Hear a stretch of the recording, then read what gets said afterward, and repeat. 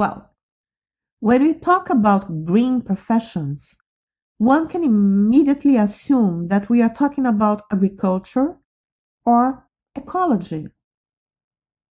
It's not like that. One could imagine as well that green professions would be those that do not directly emit carbon dioxide during its execution. For example, someone who works only with one computer without using fossil fuels or electricity generated by oil and coal burning. Would someone like this have a green profession? The answer is no.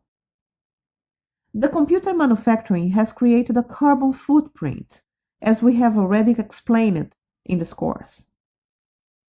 We can conclude that green professions would be the ones that, in their core business, look for ways to diminish the emissions of greenhouse gases, being the carbon dioxide the most relevant among them.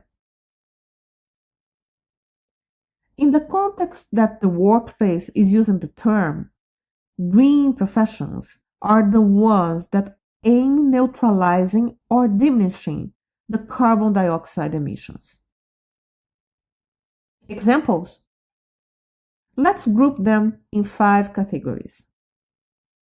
1. Clean energy. Professions that increase the energy efficiency, reducing losses, or that generate energy through the use of renewable resources, such as wind, solar, and hydro. 2. Intelligent buildings. A significant amount of greenhouse gases emissions comes from the building's cooling and heating, as well as lighting in the case of commercial buildings. 3. Clean transportation. Avoid the use of fossil fuels and optimize the quantity of people transported per unit of consumed fuel. 4. Responsible agriculture. Optimizing irrigation, increasing production per planted area, reducing the distances between the production to consumption, reducing the energy used from sowing to harvest. 5. Research and development.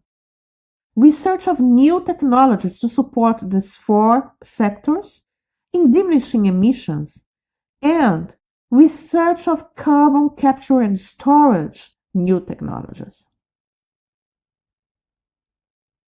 Yet, when we talk about green companies, we usually don't limit them to the companies in these 5 sectors.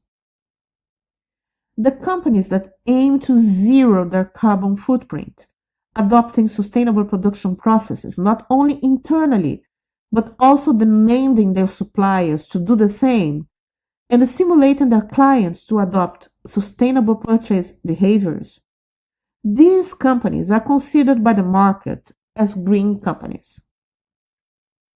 More and more, investors and clients are putting pressure on companies to become greener. With the climate change already happening, one expects that more professionals and companies dedicate their efforts to become greener, being them the professionals and companies of the future. In our next video, we'll talk more about clean energy. Until then,